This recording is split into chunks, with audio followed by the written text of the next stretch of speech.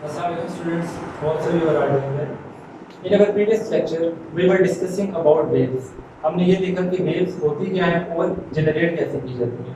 तो इसकी एग्जांपल हमने कंसीडर की थी कि अगर आपके पास वाटर सरफेस है, तो वाटर सरफेस को अगर आप पेंसिल की टिप से टच करें, तो आप देखेंगे कि वेव जनरेट होती है, आपको दिखाई देगी।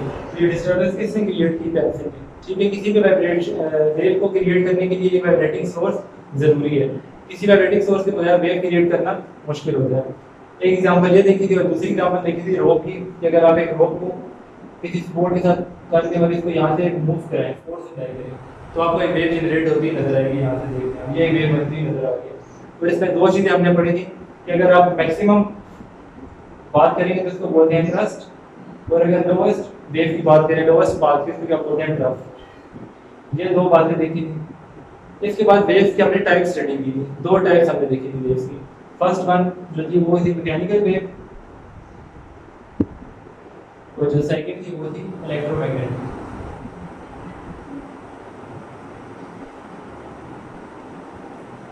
पहले मैकेनिकल वेव को हमने स्टडी किया था और इसमें हमने बताया था कि ऐसी वेव्स जिनके लिए कोई मीडियम जरूरी हो इनके ट्रैवल करने के लिए, इनको प्रोपेगेट करने के लिए, उन्हें कहा जाता है मैकेनिकल वेव्स। और इसकी एग्जांपल हमने क्या ली थी? Sound waves, water wave. ये सारी कौन सी वेव्स है? मैकेनिकल वेव्स, क्योंकि इनके लिए सोर्स जरूरी है।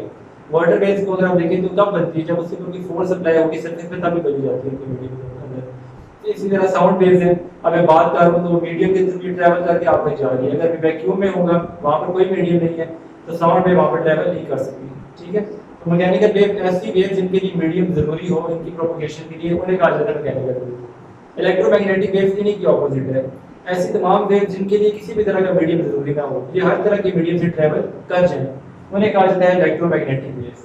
और एक एग्जांपल हमने ली थी सन रेज है, जो आप देखेंगे वेव्स की फॉर्म में सन की रेज हम तक पहुंच रही हैं, तो ये क्या है? इलेक्ट्रोमैग्नेटिक वेव्स है, क्योंकि स्पेस को ट्रैवल करते हैं, स्पेस के बाद अर्थ की सरफेस को ट्रैवल करते हैं, और ये आपकी जो सी सरफेस है उसको भी ट्रैवल करके किसी हाइट तक ये डेप्थ तक ये पहुंच जाती है, जो आपकी सन रेज है। इसके अलावा रेडियो वेव है, ये एग्जांपल आ सकती है इलेक्ट्रोमैग्नेटिक वेव की। रेडियो वेव की आप देखिए, अगर सैटेलाइट की बात करें, सैटेलाइट वहां से वेव के जरिए सिग्नल भेज रहा है यहाँ पर, तो वो भी ट्रैवल करके किसी भी सरफेस से ट्रैवल करके यहाँ तक हमारे तक पहुंच जाता है। ये दो टाइप्स हमने डिस्कस की थी।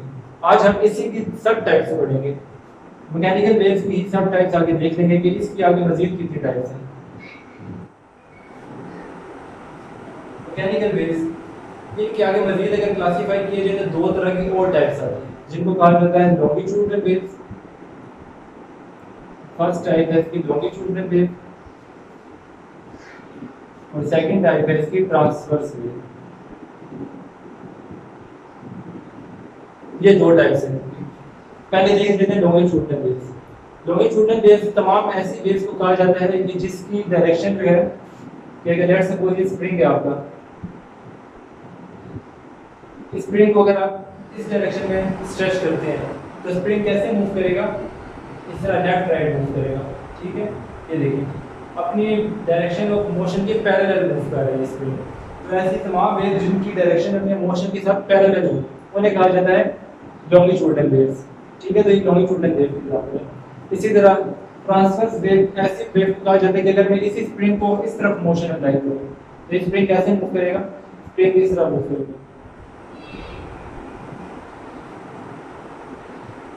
ये देखिए स्प्रिंग की इस तरह से मोशन होगी। तो यहाँ पे आप देखें इसके पार्टिकल जो है कैसे मूव कर रहे हैं, परपेंडिकुलर मूव कर रहे हैं इसकी डायरेक्शन के साथ। वेव आगे जा रही है और पार्टिकल इसके ऊपर नीचे मूव कर रहे हैं। ठीक, तो ऐसी वेव जिसमें मोशन और इसका पार्टिकल की जो ट्रैवलिंग है वो एक दूसरे के परपेंडिकुलर हो जाए, उन्हें कहा जाता है ट्रांसवर्स वेव। पैरेलल होगी तो लॉन्गिट्यूडनल, और अगर परपेंडिकुलर मोशन होगी तो उसको कहा जाता है ट्रांसवर्स वेव। ठीक है, इनकी आपको दो एग्जांपल भी डिस्कस की गई हैं। ये इसी तरह की एग्जांपल दी गई लॉन्गिट्यूडनल वेव के लिए। ठीक है, और इसको बताया गया longitudinal waves can be produced on A spring. Spring के अंदर प्रोड्यूस की जा सकती है लॉन्गिट्यूडनल वेव्स, जो हमने देख एग्जांपल के लिए। Fix one end of the slinky on a rigid end hold the other end pure end. यानी एक एंड आप यहां पे सपोर्ट के साथ लगा दें और दूसरे एंड को आप अपने हैंड के अंदर इसको होल्ड कर दें और इसको फिर फोर्स अप्लाई करें। यहां पे जैसे ही फोर्स अप्लाई करके इसको रिलीज करेंगे तो इसकी मूवमेंट कैसे हो जाएगी? लेफ्ट राइट मूव करता रहेगा जब तक कि ये फ्रिक्शन की वजह से दोबारा अपनी पोजीशन पर आकर रुक न जाए। तो इस टाइप को कहा जाता है लॉन्गिट्यूडनल वेव। अब ट्रांसवर्स वेव को देख लेते हैं। ट्रांसफर वेव के लिए जब स्प्रिंग की एग्जांपल ही कंसीडर करिए, ट्रांसफर वेव के लिए क्या आपकी कंडीशन होगी? In the case of transverse wave the vibrating motion of the particle of the medium is perpendicular to the propagation of wave, कि जो मोशन है पार्टिकल का वो इस मोमेंट ऑफ वेव के साथ परपेंडिकुलर है।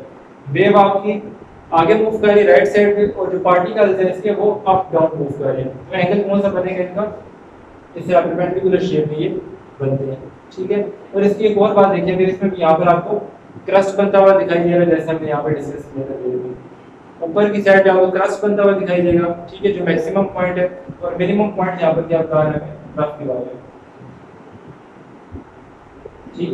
तो ये दो टाइप्स थी मैकेनिकल वेव्स की, ठीक है, जो डेली लाइफ में ऑब्जर्व करते हैं। एक ऐसी वेव है जो पैरेलल मूव करेगी और दूसरी ऐसी वेव है ट्रांसफर जो परपेंडिकुलर मूव करेगी। जस्ट ये इसका छोटा सा डिफरेंस है। अब एक और इसके बाद अगर बात करें वेव की, कि वेव ऐसे कैरियर ऑफ एनर्जी कैसे है, वेव एनर्जी को कैसे कैरी कर सकती है, इस एग्जांपल डिस्कस करते हैं। Energy can be transfer from one place to another through waves, कि एनर्जी जो है वेव के जरिए एक जगह से दूसरी जगह जा सकती है। कैसे जा सकती है? For example when we shake the stretch string up and down, we provide our muscular energy to the string. As a result, the set of waves can be seen traveling through the string. ये देखिए, जैसे आप string को यहाँ से move कराएंगे अपने हाथ के साथ, इसको मूवमेंट देंगे हैंड के साथ, तो क्या करेंगे? वेव यहाँ से मूव करती करती इधर तक पहुँचेगी। तो यहाँ तक कैसे पहुँची वेव कंप्लीट करके? क्योंकि इसके अंदर एक एनर्जी है, ठीक है। हमारी जो हैंड की एनर्जी है वो इस वेव की एनर्जी में कन्वर्ट होकर यहाँ तक पहुँच गई है। तो वेव क्या करती है कि एनर्जी को कैरी करती है। इसे एक एग्जांपल आपने ये देख लिया।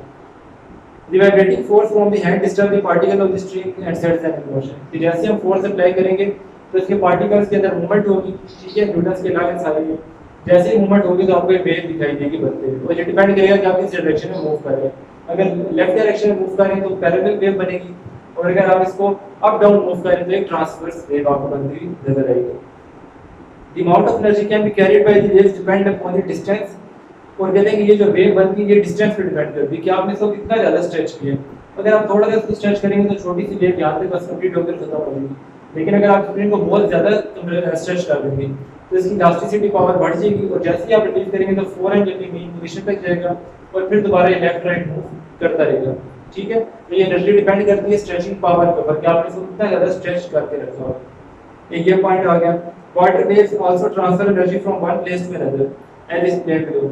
और कहते हैं कि वाटर एनर्जी की जो है वाटर की जो है वैसे एनर्जी एक्ट करता है। कैसे? कि अगर आप एक वाटर की सरफेस देखें, ये अगर वाटर और इसके ऊपर आपने कोई ऑब्जेक्ट रखा हुआ यहाँ पे, ठीक है, जैसे ही आप इसके अंदर कोई स्टोन ड्रॉप करें, ठीक है, स्टोन डालेंगे तो इसमें क्या होगा? एक वेव बनेगी, और उस वेव की वजह से ये जो पार्टिकल ऑब्जेक्ट होगा ये अप डाउन मूव करता हुआ आपको नजर आएगा, ठीक है। ये ऑब्जेक्ट फिर कैसे मूव करेगा?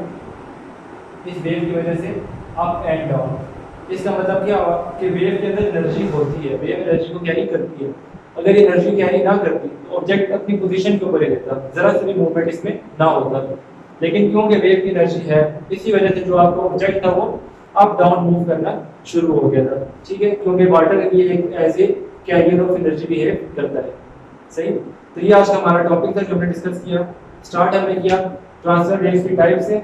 दो टाइप्स पढ़ी, लॉन्गिट्यूडनल एंड ट्रांसवर्स। लॉन्गिट्यूडनल में देखा पैरेलल मोशन होता है, और ट्रांसवर्स देखा हमने देखा कि इसका मोशन कैसा होता है? परपेंडिकुलर, ठीक। इसके बाद डिस्कस किया हमने wave as a carrier of energy. इसकी सबसे बड़ी एग्जांपल वाटर वेव्स की देख लें, स्प्रिंग की देख लें। ये सारी एग्जांपल ऐसी जिनमें आपकी वेव जो है वो as a carrier of energy act करती है, ठीक है। वाटर की सरफेस में आप कोई भी ऑब्जेक्ट अगर डिप करेंगे तो उसकी वेव जनरेट होगी, और इस वेव की वजह से आसपास जो भी ऑब्जेक्ट पड़ा होगा वो आपको मूव करता हुआ दिखाई देगा अप एंड डाउन, ठीक है, क्योंकि इसके अंदर भी एनर्जी होती है। तो ये आपका सेक्शन था आज वेव से रिलेटेड। आपके हिसाब से आपके एक्सपेरिमेंट्स देखेंगे कि आप वेव्स को कैसे एक्सपेरिमेंटली और अपने आईज से आप कैसे देख सकते हैं वेव को जनरेट करते हुए। और इसके लिए आप एक्सपेरिमेंट पढ़ेंगे रिपल टैंक का, जिसमें आप बाकायदा देखेंगे कि वाटर वेव से आप किस तरह एक फिजिकल फॉर्म में वेव को देख सकते हैं बाकायदा, ठीक है। और उसमें भी आपको दो चीजें मिलेंगी, एक इसका क्रस्ट दिखाई देगा और एक रफ दिखाई देगा, ठीक। उस पर एक्सपेरिमेंट को डिटेल से स्टडी करेंगे। तब तक के लिए आपके लेक्चर यहीं पर एंड करेंगे। किसी भी तरह का क्वेश्चन हो इसमें तो आप मुझसे पूछ सकते हैं। अल्लाह हाफ़िज़।